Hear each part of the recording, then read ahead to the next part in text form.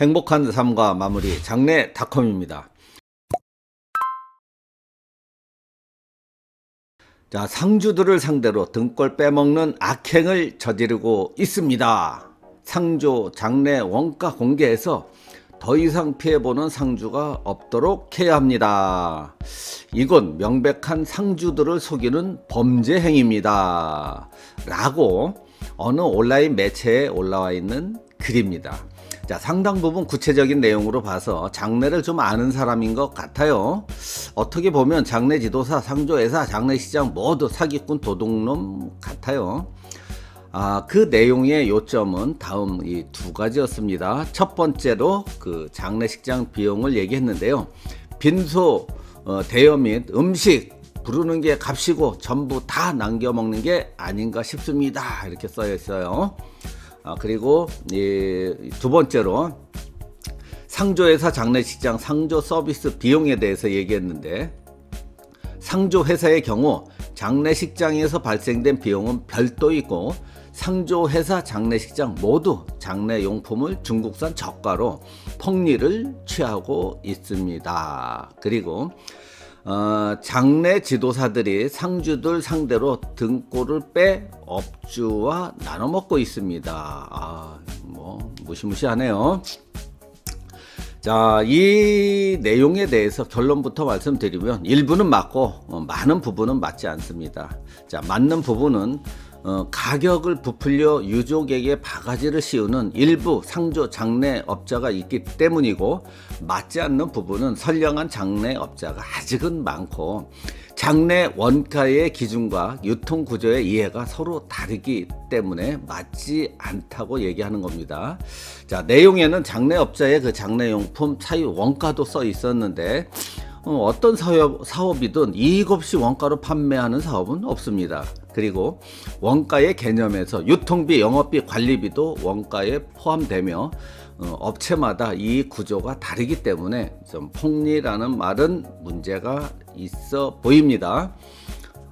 그렇지만 또 문제를 하나씩 좀 구체적으로 풀어 보겠습니다.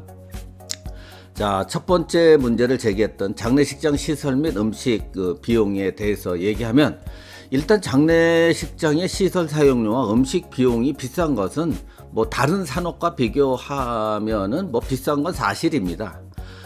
그 이유는 장례식장이 많지 않기 때문에 선택의 여지가 없기 때문이죠. 경쟁을 하지 않아도 사업이 되는데 굳이 가격을 낮춰 영업을 할 이유가 없기 때문인 것이죠. 자, 이 문제를 해결하려면은 장례 문화가 좀 형식보다는 고인을 추모하는 장례, 그리고 유족을 위로하는 새로운 장례 문화로 변해야 되고, 두 번째, 우리 동네 장례 관련 시설이 들어오는 것을 막지 말아야 됩니다. 우리 동네 그 장례 관련 시설 들어오면 혐오 시설이라 그래서 개 난리 나죠. 장례식장이 경쟁을 해야 소비자가 대우받고 가격이 낮아지는 것 당연한 거 아니겠습니까? 그리고 또 두 번째로 상조회사 장례식장 그 상조 서비스 비용에 대해서 얘기했는데, 자, 이 부분에서 장례식장에서 발생된 비용은 별도이고 라고 했는데, 당연히 상조회사의 서비스에서 장례식장의 시설 사용료와 음식은 별도입니다. 또한 상조회사와 장례식장의 폭리를 취한다고 했는데, 이 부분은 선불식 상조회사와 후불식 상조회사, 그리고 장례식장을 좀 따로 설명할 필요가 있어요. 선불식 상조회사의 경우 후불식 상조회사보다 대체적으로 가격이 비쌉니다. 선불식 상조 상품의 경우 여러가지 부가 서비스가 있어서 가격 차이가 나기도 하지만, 장례 서비스 부분만 비교한다면 후불식 상조사 서비스가 그 선불식 상조회사 장례 서비스보다 대체적으로 가격이 싸다는 얘기예요. 자, 즉 같은 상조 서비스가 크게는 뭐 2배 이상 차이가 날 수도 있는데 아마도 상조회사의 폭리를 얘기하는 것이 이 부분을 두고 얘기하지 않았나 좀 생각이 들어요. 그러나 후불식 업체 중에도 저가 마케팅으로 장래 계약부터 따내고 보자는 뭐 일부 업체도 있습니다. 저가, 공짜, 무료, 할인 등의 마케팅으로 유인한 후에 받을 거 다 받고 뭐 더 받을 때도 있겠죠. 장례식장의 경우도 뭐 비슷한 예가 있는데 뭐 선량한 장례식장도 물론 있어요. 하지만 일부 장례식장 같은 경우 상조회사보다 뭐 몇 프로 싸게 해줄게요, 뭐 상당 부분을 할인해 줄 테니 우리 장례식장으로 오세요, 상조사 사용하지 말고, 이렇게 당근책을 제시하기도 해요.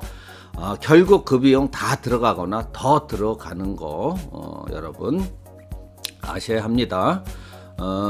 자, 장례식장은 상조회사와는 달리 장례 발생 시에 그 장례를 치르는 도중에 이 장례 비용이 결정되는 것들이 많이 있습니다. 즉 부르는 게 갑일 때가 있을 수도 있다는 얘기예요. 그래서 이런 문제의 해결 방법으로는, 자, 첫째, 선불식 상조나 후불식 상조나 장례식장이나 상조 상품의 규격과 서비스, 그리고 내용과 가격을 비교하고 선택하는 것이 바람직하고요. 너무 싼 곳이나 뭐 할인 등 언제나 함정이 있을 수 있으니 좀 경계하시라는 뜻입니다. 그리고 둘째로, 장례 지도사가 장례 중에 정해진 서비스와 별도로 뭐 이거 하세요 저거 하세요 또는 고가의 수위나 요구함을 뭐 유족의 형편을 고려하지 않고 판매 요구하는 것을 좀 경계해야 됩니다. 상가가 고인과 관계된 가족이 뭐 가정이 부유하면 뭐 좋은 용품 뭐 써도 되겠죠. 하지만 형편이 어려운 상가에도 막 들이대면 그렇게 하면 안 되겠죠. 자, 장례닷컴의 지난 유튜브 영상에서 장례비 원가 및 상조 서비스 선택 등의 그 영상을 참고하시면 오늘 이런 얘기가 이해가 좀 되고 아마 장례를 치르는데 뭐 바가지 안 쓰고 비용 절약하는데 도움이 많이 될 것입니다. 오늘도 구독, 좋아요 꾹 눌러주시면 정말 감사드리겠습니다.